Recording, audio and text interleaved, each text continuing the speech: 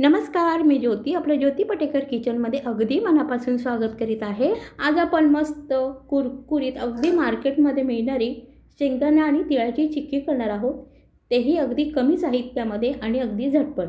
तर मी इथे 1 वाटी पांढरे गावरान असे तीळ घेतलेले आहे। आता हे तीळ आपल्याला अगदी मंद गॅसवर छान असे भाजून घ्यायचे आहेत। बाजारामध्ये 2 प्रकारचे तीळ मिळतात। एक असतात ते अशा पद्धतीने काळपट रंगाचे, हे अतिशय खमंग असतात आणि दुसरे असतात ते पॉलिशवाले। आणि जे पॉलिशवाले असतात ते अगदी छान पांढरे शुभ्र आणि चकचकीत असतात। परंतु जे पॉलिशवाले तिळांपेक्षा असे गावरान तीळ जर आपण घेतले आणि त्यापासून आपण लाडू, चिक्की किंवा कोणतेही पदार्थ केले तर त्यांना खमंगपणा आणि चव अतिशय सुंदर येते।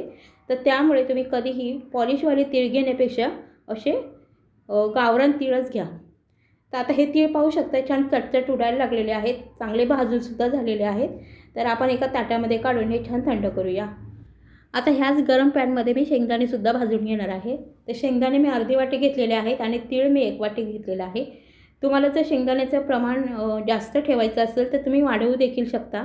म्हणजे जसे 1 वाटी शेंगदाणे आणि 1 वाटी तीळ असं देखील तुम्ही प्रमाण करू शकता, किंवा शेंगदाणे 1 वाटी किंवा अर्धी वाटी तीळ असं देखील करू शकता। आता हे शेंगदाणेसुद्धा मी चांगले भाजून घेतलेले आहेत। ह्यांना जास्त डार्क वगैरे रंग आणायचा नाही, म्हणजे काळसर करायचे नाही, नाहीतर मग चिक्की आहे ना ती कडूसर लागेल आपली। आता हे शेंगदाणे थंड करून असे हातावर ह्याचे चोळून घ्यायचे, त्यामुळे ह्याची साल आहे ना ते आपोआप अशी वेगळी होतात आणि मग नंतर हे झटकून घ्यायचे। तर आता हे शेंगदाणे आपली सालं काढून झालेले आहेत। मी एक झारे घेतलेला आहे ज्याने आपण पुरी किंवा भजी तळतो घरामध्ये तो, आणि त्यामध्ये अशा पद्धतीने मी ह्याची सालं संपूर्ण काढून घेणार आहे। जी सालं आहे ती खाली पडतात आणि ह्या झाऱ्यामध्ये फक्त शेंगदाणे राहतात। खूप सोपी पद्धत आहे, नक्की करून पहा। आता हे जी सालं काढलेली शेंगदाणे आहेत त्याचे आपल्याला अर्धे अर्धे असे तुकडे करून घ्यायचे आहेत। त्यामुळे मी एक चॉपिंग बोर्ड घेतलेला आहे आणि त्यावर मी हे असे लाटण्याने थोडेसे असे लाटून घेणार आहे। त्याने काय होईल, एका शेंगदाण्याचे 2 किंवा 2चे 4 असे शेंगदाण्याचे तुकडे होतील आणि आपल्याला खायला सोपी पडेल आणि दिसायला देखील ही चिक्की चांगली दिसेल। त्यामुळे हे लाटणं आहे ते फक्त 1 ते 2 वेळा आपल्याला ह्या शेंगदाण्यावर फिरवून घ्यायचं। जर आपण हे शेंगदाणे मिक्सरमध्ये फिरवायला गेलो तर अगदी बारीक पूड होईल याची।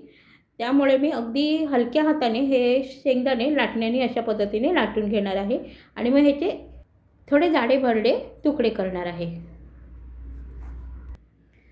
तर सर्व शेंगदाणे मी अशा पद्धतीने हे बारीक करून घेतलेले आहे। हे पहा अशा पद्धतीने। तर आता शेंगदाणे तयार आहेत आपले आणि तीळसुद्धा छान भाजून आपण थंड करून घेतलेले आहेत। आता आपल्याला गुळाचा पाक करायचा आहे। तर अगोदर सर्वात मी गुळाचा पाक डायरेक्ट आपल्याला करायचा नाही, तर गूळ मी फक्त अगोदर वितळून घेणार आहे। तर मी 1 कप इथे गूळ घेतला, म्हणजे 250 ग्राम मी गूळ घेतलेला आहे आणि त्यामध्ये अर्धा कप मी पाणी घेतलेलं आहे। तर इथे मी चिक्कीचा वगैरे गूळ घेतलेला नाही आहे, साधा गूळ घेतलेला आहे। आता ह्या पाण्यामध्ये आपल्याला हा गूळ फक्त विरघळवून घ्यायचा आहे। आता हे उकळलेलं जे गुळाचं पाणी आहे ते आपल्याला वेगळ्या कढईमध्ये चहाच्या गाळणीने गाळून घ्यायचं आहे।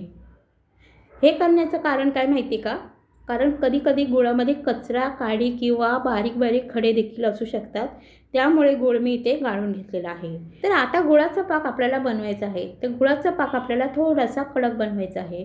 आज आपण गुळाची चिक्की बनवणार आहोत। गुळाची चिक्की ही छान अशी थोडी कडक कुटकुटीत असते, त्यामुळे गुळाचा आपल्याला थोडासा घट्ट असा पाक बनवायचा आहे। आता चिक्कीसाठीचा गुळाचा पाक कसा बनवायचा आणि तो कसा ओळखायचा हे मी नंतर तुम्हाला सांगणार आहे।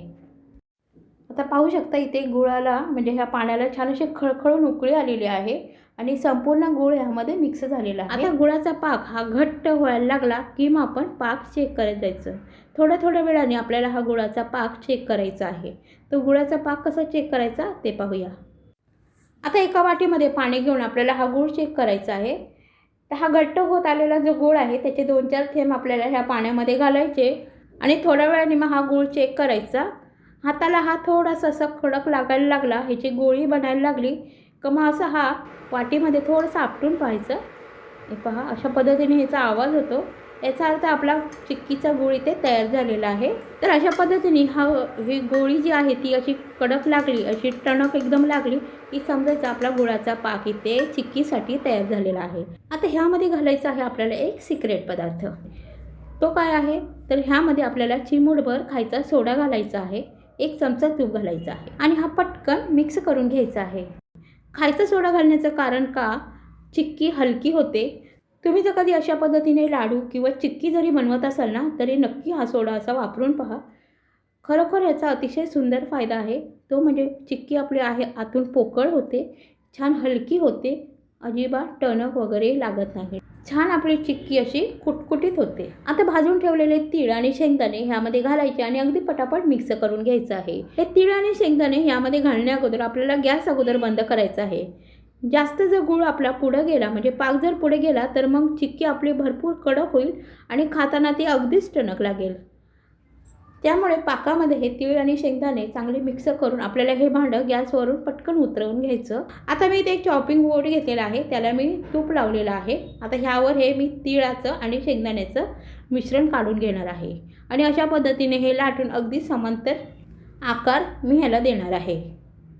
तर अगदी पटपट हे कृती करायची आहे आपल्याला. जोपर्यंत आपलं हे मिश्रण गरम आहे तोपर्यंतच लाटलं जाणार आहे. त्यामुळे अगोदरच ही पूर्वतयारी करायची. ते म्हणजे लाटण्याला आपण तूप लावून घ्यायचं आणि ज्यावर आपण हे मिश्रण काढणार आहोत त्यालासुद्धा. आता हे गरम आहे तोपर्यंत आपण चिक्की ह्याची कट करून घ्यायची, म्हणजे असे काप देऊन घ्यायचे. जेव्हा हे कडक होईल तेव्हा आपल्याला हे कट करता येणार नाही. त्यामुळे गरम असतानाच आपल्याला असे कट देऊन घ्यायचे आहे त्याला. हे पहा अशा पद्धतीने. तर जेवढ्या आकाराची तुम्हाला चिक्की हवी आहे तेवढ्या आकारात तुम्ही हे कट देऊन ठेवा आणि 1 तासभर बाजूला ठेवा. अशा पद्धतीने मी ही चिक्की छान कट करून घेतली होती. आता मला जवळजवळ 1.5 तास झालेला आहे.